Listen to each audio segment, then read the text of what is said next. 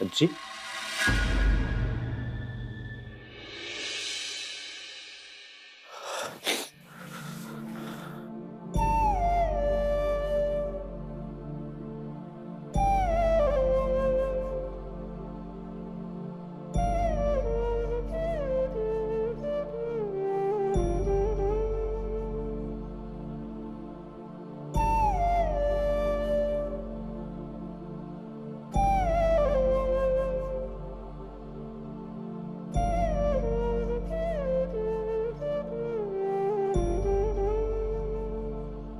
आजी आजी आजी काय करताय तुम्ही?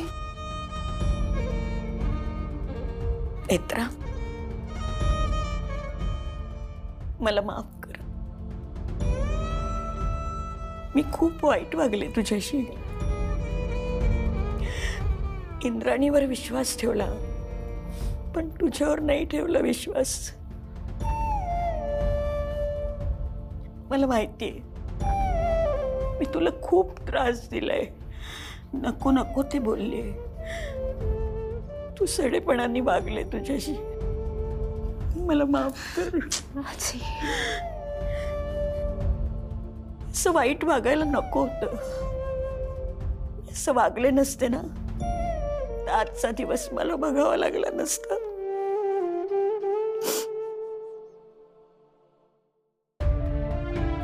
मला माफ कर. आजी आजी नाही आजी, मी अजिबात नाही रागवलंय. मला कळत होतं तुम्ही जे काही करताय त्यामागे काहीतरी कारण होतं. तुमच्या मनात भरवलं गेलंय ना तसं, म्हणून तुम्ही तसं वागताय. आणि मी खरंच सांगते, माझ्या मनात काहीच नाहीये. त्यामुळे असे हात नका जोडू असे.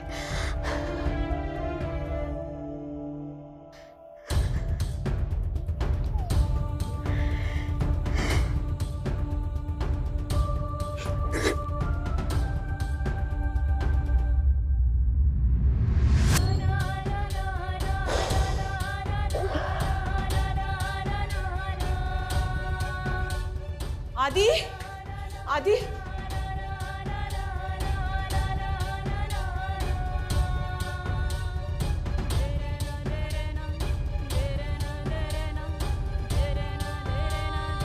काय झालंय काकू? पोलीस आले.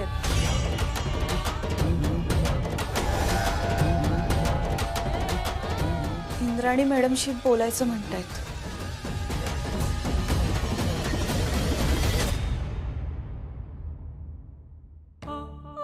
का लपवून ठेवलंस माझ्यापासून?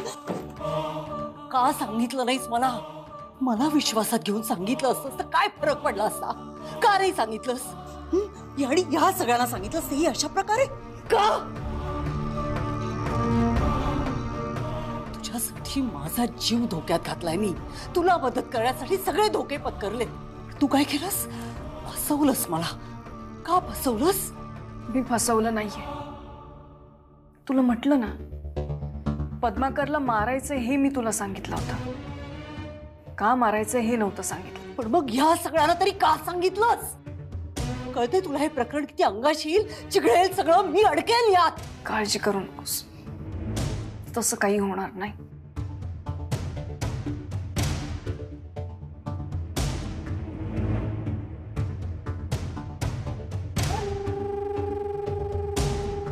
निर्धास्त राहा तू, कारण मला पद्माकरला मारायचं होतं, तुला नाही. निर्धास्त राहा म्हणजे?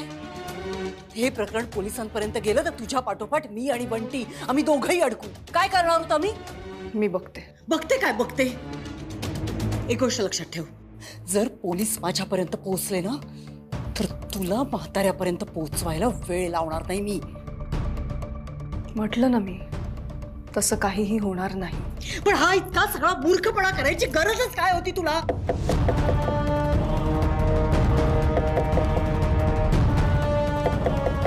इंद्राणी मॅडम, तुम्ही का वागलात असं? इतका विश्वास ठेवला तुमच्यावर आणि तुम्ही असं वागलात आमच्याशी? नाही, बाबांची चूक झाली असेल, नाही झालीच म्हणते मी, पण म्हणून इतकी मोठी शिक्षा द्यायची त्यानं? का केलं तसं?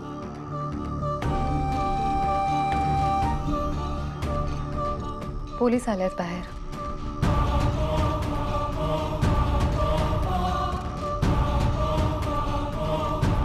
तुम्हाला बोलवलंय.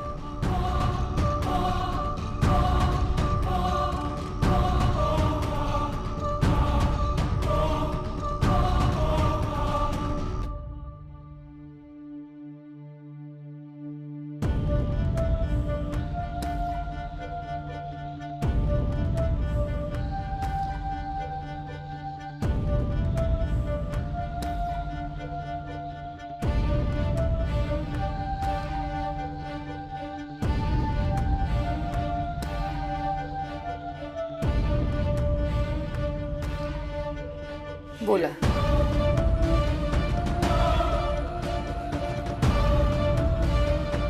खरं तर तुम्हाला चौकशीसाठी आम्ही पोलीस स्टेशनलाच बोलवणार होतो, पण इथेच राऊंडअप लावलो होतो, म्हटलं भेटून जाऊ. आणि हो, तुम्ही स्वतः चेन्नईहून इथे आलात ते बरं केलं, नाहीतर आम्हाला चेन्नईला यावं लागलं असतं. थँक्यू आमचे कष्ट वाचवल्याबद्दल. बसा. ठीक आहे.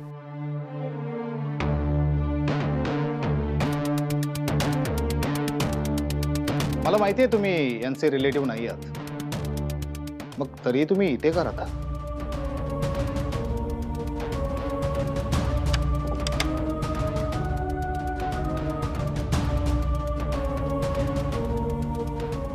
माफ करा इन्स्पेक्टर, मी तुमच्या कामाच्या मध्ये येते, पण माझा या घरातल्या कोणावरही संशय नाहीये.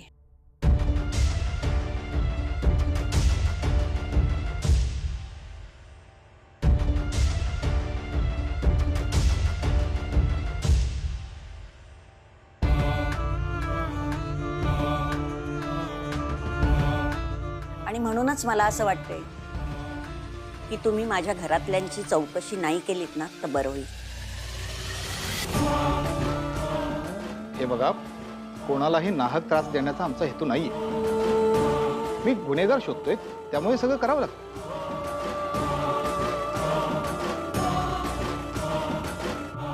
एनिवे, काही सांगावंसं वाटलं तर कधीही फोन करा. तपास सुरूच आहे आमचं. धन्यवाद.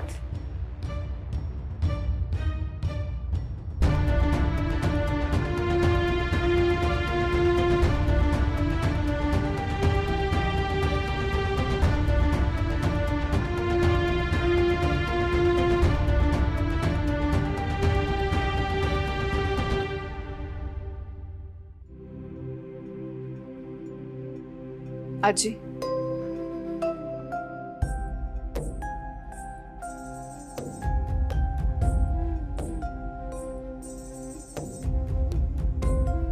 तुम्हाला मला शिक्षा करायची असेल तर करा, पण हे असे उपकार नकोत, आणि सिंपथी तर त्याहून नको.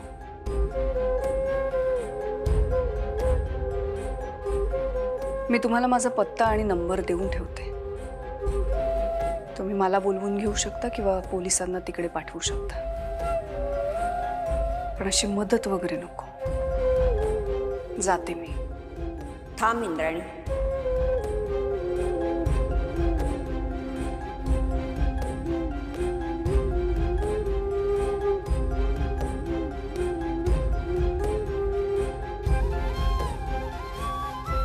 इंद्राणी, तू आमची गुन्हेगार आहेस.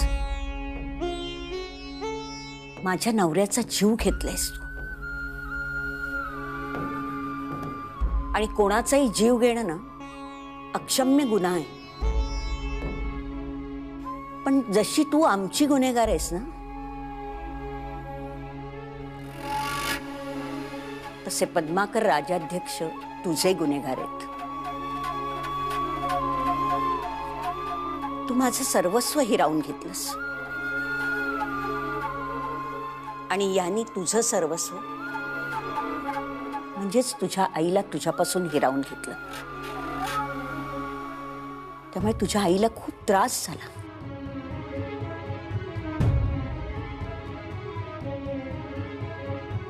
तुझ्या आईच्या बाबतीत जे घडलं ते ऐकून मला तुला चुकीचं म्हणता येत नाहीये.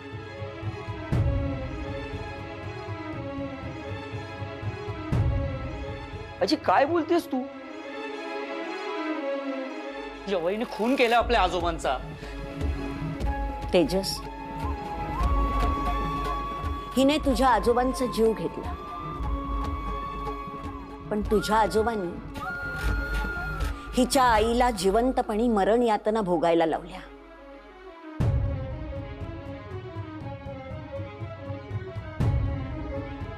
आणि मरणापेक्षा जिवंतपणी यातना भोगणं हे जास्तच वाईट.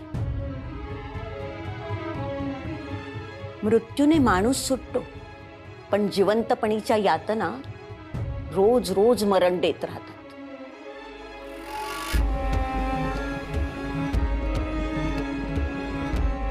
इंद्राणी, तू आणि तुझ्या आईने ह्या यातना, हे भोग भोगलेत. तुझ्या आईला खूप त्रास सहन करावा लागला, तिचे खूप हाल झाले, आणि आईच्या नंतर तुझेही खूप हाल झालेत. एक बाई म्हणून मी तुला आणि तुझ्या आईला समजून घेऊ शकते. तुम्हाला कसं आयुष्य जगावं लागलं याची मी कल्पनाच करू शकत नाही. ह्यांनी हे सगळं जर आधी सांगितलं असतं ना, तर काहीतरी करता आलं असतं.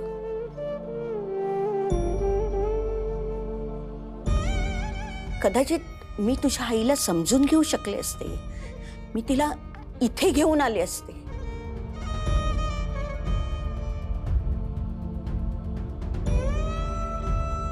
पण म्हणतात ना,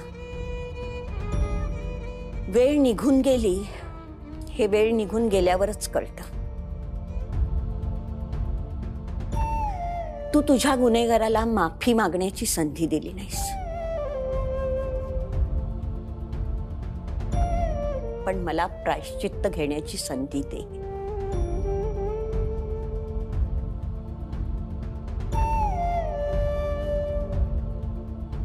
तुझी माफी मागून ह्यांनी केलेल्या पापाचं परिमार्जन होणार नाही, मला माहिती आहे. पण तरीही ह्यांच्या वतीने मी तुझी माफी मागते.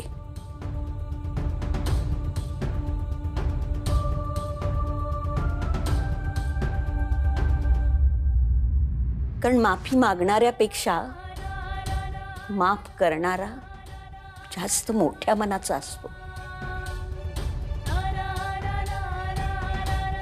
म्हणून माफी मागते. मला माहिती आहे तू मोठ्या मनाने मला माफ करशील. करशील ना?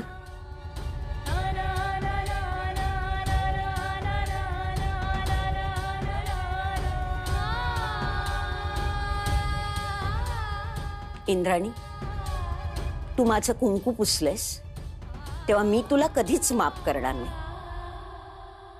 पण तुझ्यावर झालेल्या अन्यायाचं प्रायश्चित्त म्हणून मला तुला काहीच शिक्षा करावीशी वाटत नाहीये, आणि मी करणारही नाहीये.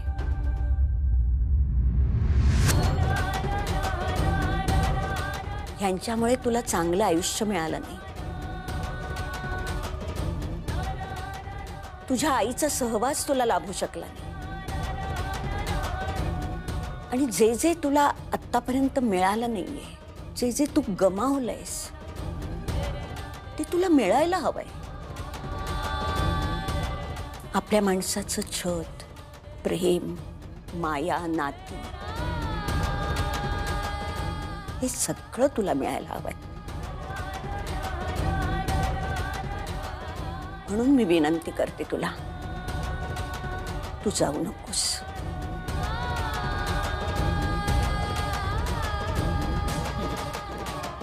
इथेच राहा.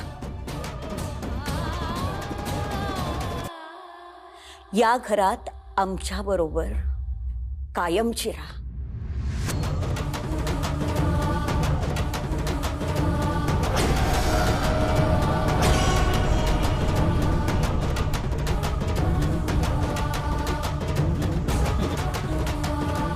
नाही,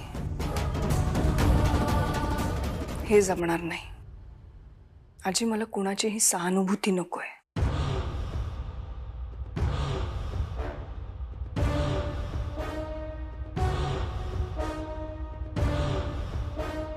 प्रेम नकोय, छत नकोय आणि नाती तर अजिबात नकोय.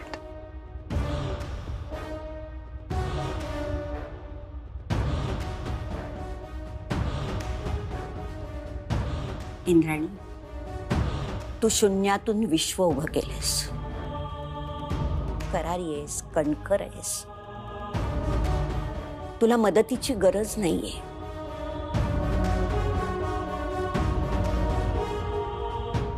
पण मी तुला पुन्हा सांगते, तू यांना माफी मागण्याची संधी दिली नाहीस. पण मला प्रायश्चित्त घेण्याची संधी दे.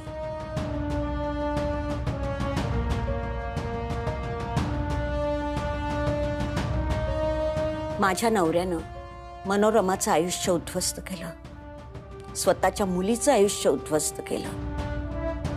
तुम्हाला दोघींना काय काय भोगावं लागलं याची मी कल्पनाच करू शकत नाही. म्हणून मी तुला विनंती करते, तू नको जाऊस. माझ्या नवऱ्याच्या जाण्याचं दुःख घेऊन मला आता जगायचं आहे.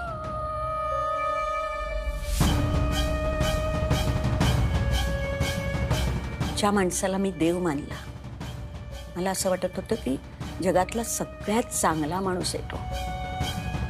त्याच्या आजारपणात तळहाताच्या फोडासारखं त्याला जपलं. आणि अशा माणसानं मला, माझ्या कुटुंबियांना फसवलं, हे दुःख घेऊन मला जगावं लागणार आहे.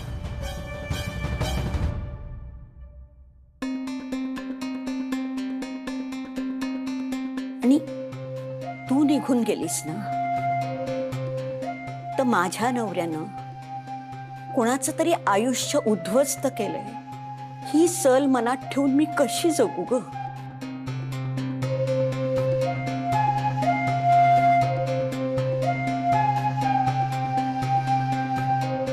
म्हणून म्हणते, तू नको जाऊस.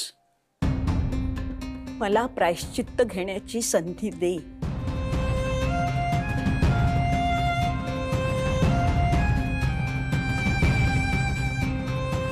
मी हात जोडते. आजी,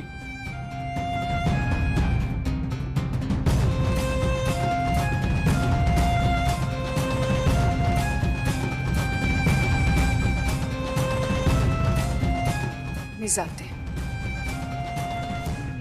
तूच म्हणाली होतीस ना, तुला कोणतीही शिक्षा दिली तर ती तू मान्य करशील.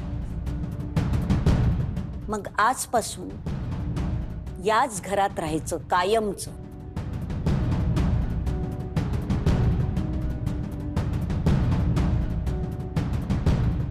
हीच तुझी शिक्षा समज.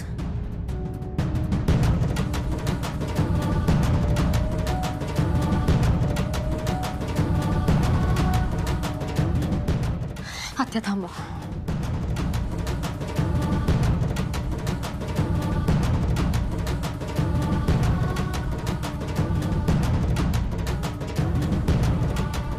तुम्ही गेलात तर आजी तुटतील.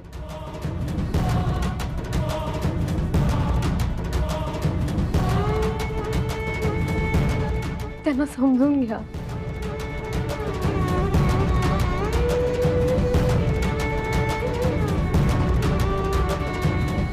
नेत्र, तू पण?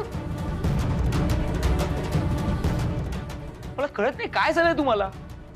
या बाईने आजोबांचा खून केलाय, त्या बाई बरोबर या घरात राहायचं? दिस इज इम्पॉसिबल. हे नाही होऊ शकत. नेत्र, तेजस बरोबर बोलतोय. आपण नाही राहू शकत त्यांच्या बरोबर एकाच घरात.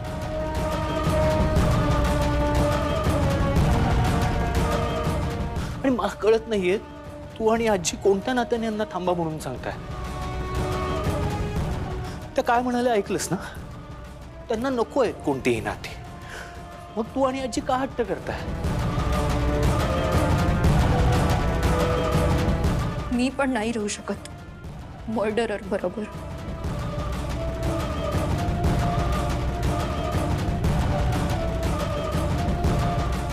नाही नाही, मलाही शक्य नाहीये. यांच्याकडे बघताना सतत आठवत राहील की यांच्यामुळे बाबा गेले. एक्झॅक्टली. का राहू द्यायचं यांना आपण आपल्या घरात? आई म्हणतात ना म्हणून. आई,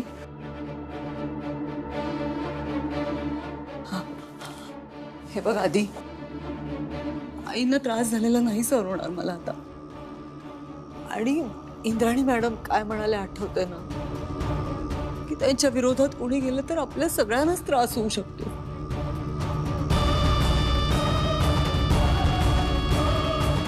आणि आता नकोय ते, खरंच. आई म्हणतात ना, इंद्राणी मॅडम या घरात राहू देत, मग राहू देत ना, राहू देत आधी. आई मला कळतंय तुला काय म्हणायचंय ते. मी समजू शकतो आजीला आता काय वाटतंय. त्यांनी एवढी मोठी चूक करून सुद्धा आजी त्यांना माफ करते. आजीचं मन खरंच खूप मोठं आहे.